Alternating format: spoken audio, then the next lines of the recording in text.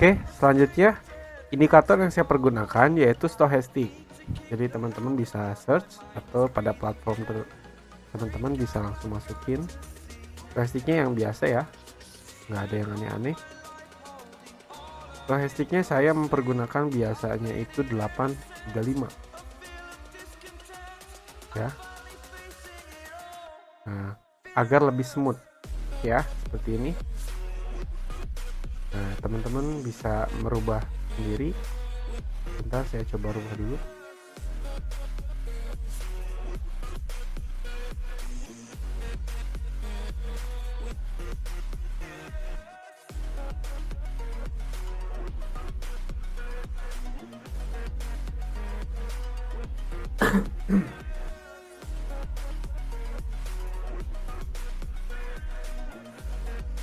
Oke, pada dasarnya adalah teman-teman bisa mempergunakan kondisi di mana area over dan area over di sini. Over itu ketika garis pada stochastic ini melebihi dari yang sudah kita setting. Kalau di atas berarti kondisi 80, berarti ini overbought, dan kalau di bawah berarti oversold ya. Oke. Nah, contoh seperti ini, ketika harga overbought di sini teman-teman bisa mengambil sell. Ketika overbought di sini teman-teman bisa mengambil sell. Ketika overbought di sini juga teman-teman bisa mengambil buy. Overbought di sini juga teman-teman bisa mengambil sell seperti ini. Tapi ada tapinya. Teman-teman alangkah baiknya selalu gunakan basic dari price action itu sendiri. Karena stochastic ini punya kecenderungan dimana ketika tren sedang sangat kuat akan terjadi pembentukan partisipasi ya ketika berada di area di sini, dan sebenarnya ini tidak akan terjadi reversal, hanya koreksi. Oke.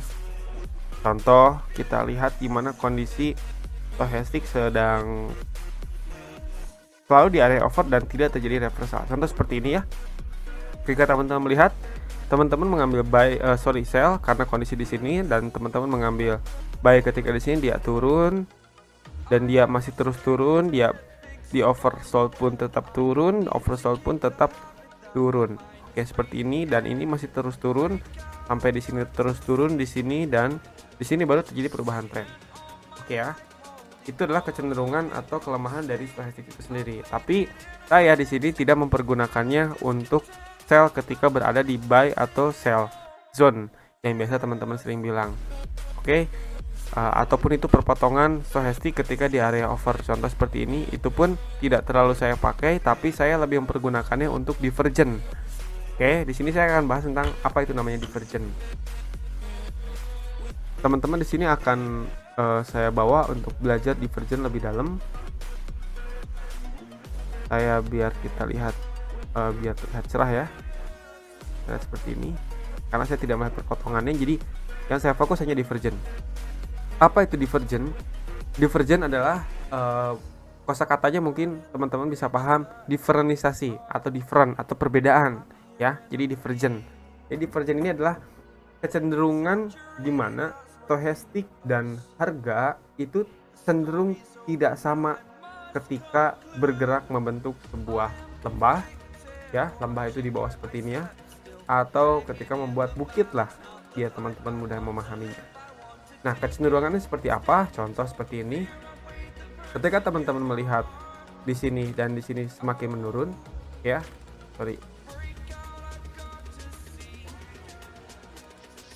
Teman-teman melihat di sini lembah di sini ke lembah berikutnya itu menunjukkan penurunan, sedangkan teman-teman melihat di sini lembah di sini terbentuk dari sini ya, dan ini kondisinya sedang malah lurus, tidak ada kemiringan seperti ini. Nah, ini yang disebut namanya divergent. Oke, simpelnya saya tidak akan membahas tentang divergent klasik dan lain-lain. Teman-teman cukup memahami di mana terjadi different.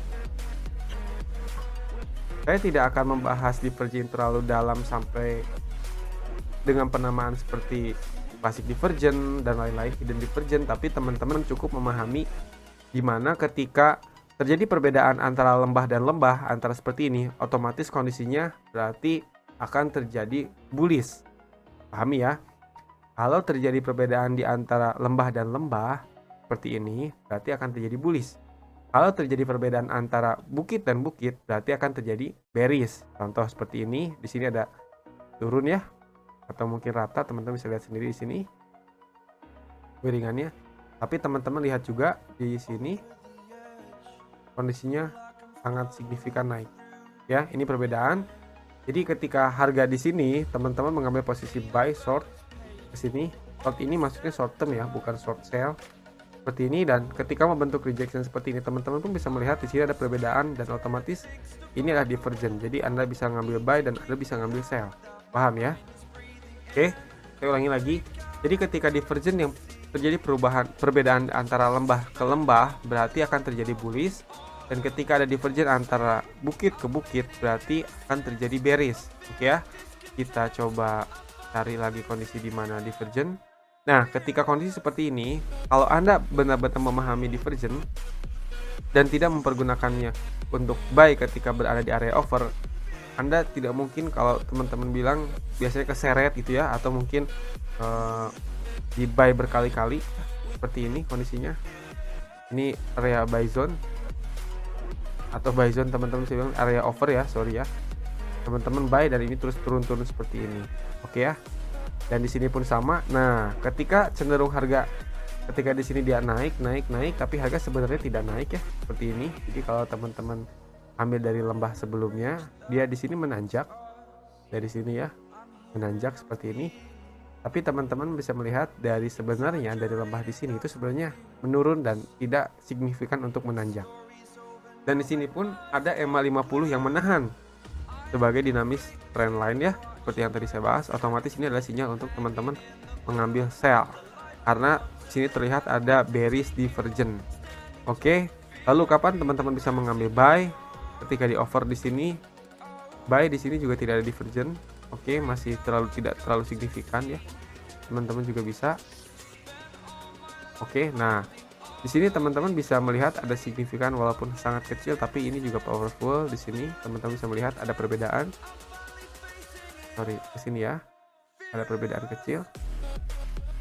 Saya coba ke atasin. Oke, ada perbedaan di sini.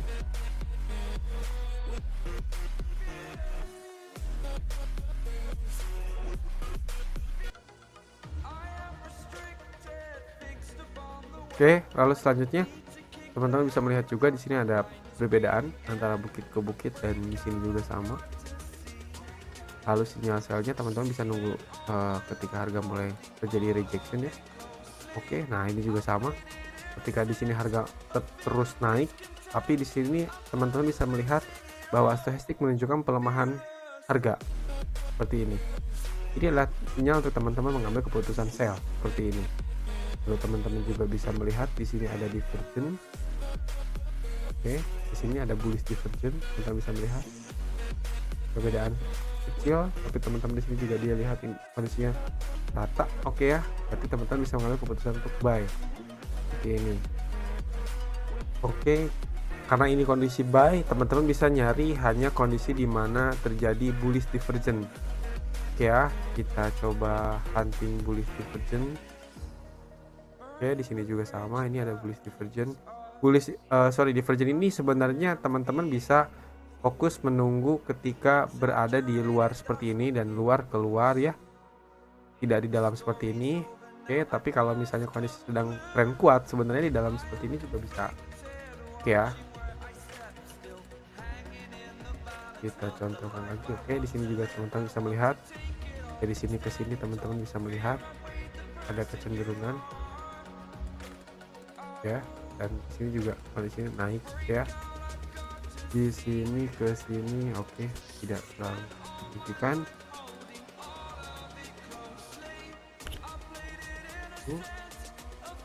Nah, ketika juga sama, teman-teman melihat di sini kondisinya turun, di sini kondisinya dia mulai naik ya, seperti ini. Dan ini juga bullish divergent, dan ketika jauh seperti ini kondisinya, biasanya trennya juga bakal kuat jauh seperti ini.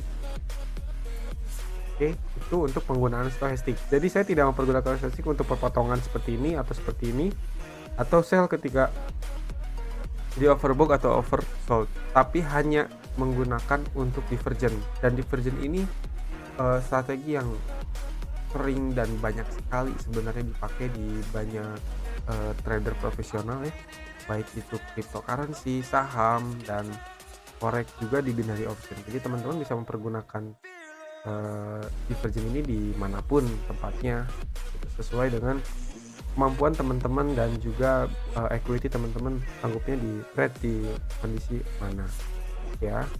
Contoh juga seperti ini, kita lihat ada tulis divergen yang kuat.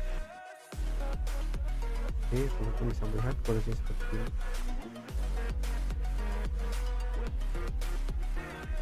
Oke, ini juga ada bullish divergen tapi kecil ya. Oh enggak. Oke, lihat. Nah, di sini juga ada pelemahan tren seperti ini.